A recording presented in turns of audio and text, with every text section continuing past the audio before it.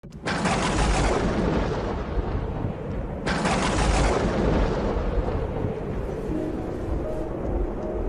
aquel tiempo fue Jesús a Nazaret, donde se había criado. Entró en la sinagoga, como era su costumbre los sábados, y se puso en pie para hacer la lectura. Le entregaron el rollo del profeta Isaías, y desenrollándolo, encontró el pasaje donde estaba escrito: El Espíritu del Señor está sobre mí, porque Él me ha ungido. Me ha enviado a evangelizar a los pobres, a proclamar a los cautivos la libertad y a los ciegos la vista, a poner en libertad a los oprimidos, a proclamar el año de gracia del Señor. Y enrollando el rollo y devolviéndolo al que lo ayudaba, se sentó. Toda la sinagoga tenía los ojos fijos en él. Y él comenzó a decirles: Hoy se ha cumplido esta escritura que acabáis de oír. Y todos le expresaban su aprobación y se admiraban de las palabras de gracia que salían de su boca. Y decían: ¿No es este el hijo de José? Pero Jesús les dijo: Sin duda me diréis aquel refrán: Médico, cúrate a ti mismo, haz también aquí en tu pueblo lo que hemos oído que has hecho en Cafarnaúm. Y añadió: En verdad os digo que ningún profeta es aceptado en su pueblo. Puedo aseguraros que en Israel había muchas viudas en los días de Elías, cuando estuvo cerrado el cielo 3 años y 6 meses, y hubo una gran hambre en todo el país. Sin embargo, a ninguna de ellas fue enviado Elías, sino a una viuda de Sarepta en el territorio de Sión. Y muchos leprosos había en Israel en tiempos del profeta Eliseo. Sin embargo, ninguno de ellos fue curado, sino Naamán, el sirio. Al oír esto, todos en la sinagoga se pusieron furiosos, y levantándose, lo echaron fuera del pueblo, y lo llevaron hasta su precipicio del monte sobre el que estaba edificado su pueblo, con intención de despeñarlo. Pero Jesús se abrió paso entre ellos y seguía su camino. Palabra del Señor. Gloria a ti, Señor Jesús. Es muy probable que cuando San Juan escribe su Evangelio, ya anciano, y teniendo por lo tanto tiempo que había ya pasado y que tenía en ese momento para meditar sobre la vida de Jesús y para recordar aquellas cosas que el Señor había hecho y dicho, es muy probable que San Juan se acordara de este fragmento que nos cuenta hoy San Lucas. Intentan matar a Jesús en su propia aldea de Nazaret. San Juan en el prólogo dice: vino a los suyos, pero los suyos no le recibieron. ¿Quién más que los suyos, aquellos de Nazaret, donde él se había criado y donde seguramente había hecho tantos milagros de forma discreta para que no se dieran cuenta de que era un milagro? El Hijo de Dios, el Hijo de María, es intentado asesinar por aquellos que han sido sus compañeros de colegio, sus amigos, con los cuales ha jugado. ¿Y por qué? Bueno, esta es la pregunta. ¿Por qué? ¿Por qué? ¿Por qué? Porque no les da lo que ellos están pidiendo de él. No les es útil.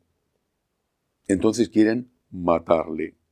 Matarle, no solo decirle: márchate del pueblo, no vuelvas más, aquí no eres bienvenido. No, quieren matarle. No les interesa el Jesús que les dice la verdad. Quieren matarle. ¿Qué tiene eso que ver con nosotros? Pues que muchos hoy, también dentro de la Iglesia, hacen exactamente lo mismo.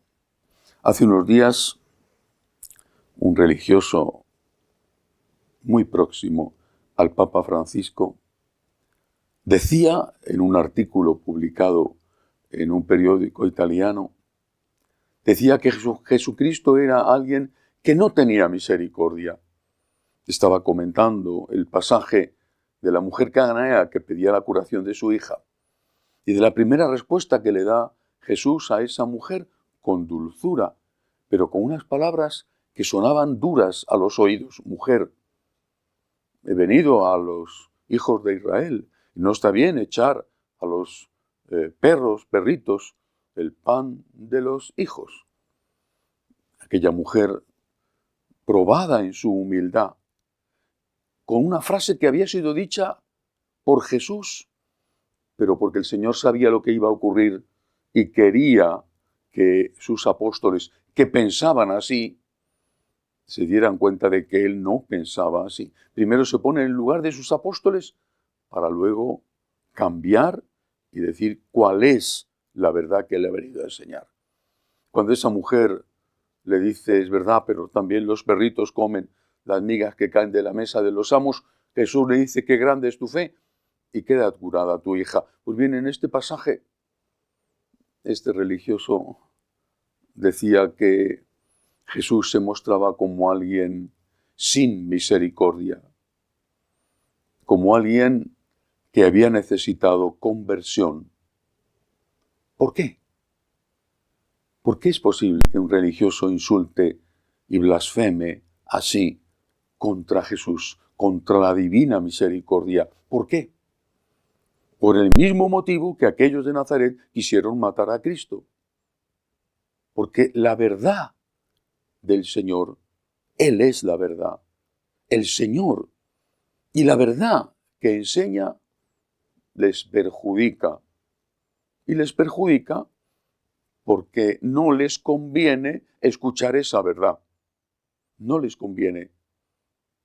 ¿Qué es lo que defienden los que dicen que Jesús, como afirmaba este religioso, era un hombre influido por la cultura de su época? ¿Qué es lo que defienden? Pues defienden la Agenda 2030. Y como nuestro Señor explícitamente con el divorcio está en contra, y como implícitamente y aclarado inmediatamente después de él, la Iglesia está en contra, por ejemplo, del aborto, de todo lo que signifique abusos sexuales, como Jesús, hijo de Israel, está claramente a favor del matrimonio formado por un hombre y una mujer. Hay que acabar con Jesús. Hay que matar a Jesús. Y la nueva muerte de Jesús, hecha hoy en su casa, por muchos de los suyos, la nueva muerte de Jesús consiste en decir que Jesús se equivocaba, que Jesús hablaba y enseñaba porque en su época eso era lo que se pensaba.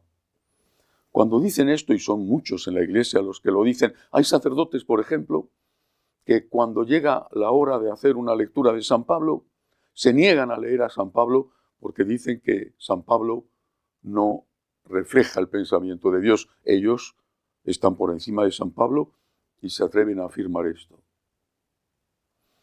¿Cómo es posible que Jesús esté sometido a la cultura de su época si se enfrenta con los judíos, con los romanos y con los griegos al rechazar el divorcio?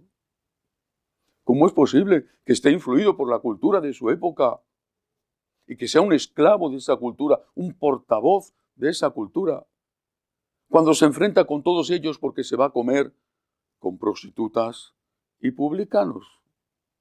¿Cómo es posible que se pueda decir que está influido por la cultura de su época cuando rompe la sacratísima ley del sábado? ¿Cómo puede estar influido por la cultura de su época cuando acepta que las mujeres le acompañen durante su vida pública o cuando hace de una mujer, María Magdalena, la apóstol de los apóstoles? En España decimos que no hay peor ciego que el que no quiere ver. No quieren ver que Jesús es Dios. No lo quieren ver porque, claro, si vieran que Jesús es Dios, tendrían que aceptar el mensaje de Jesús entero. Y eso es lo que no quieren ver.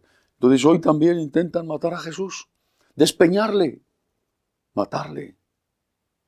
¿Por qué?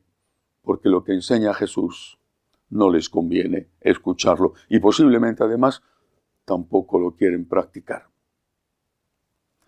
Pero el Evangelio termina de una forma tremenda, porque la última frase del Evangelio es esta: Jesús se abrió paso entre ellos y se alejaba.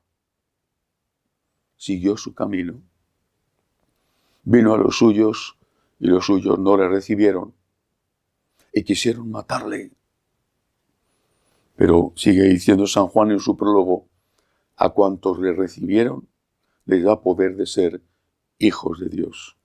Digámosle a Jesús que nosotros creemos y confiamos en Él y que aceptamos absolutamente hasta la más pequeña de sus palabras, de sus enseñanzas. Que así sea.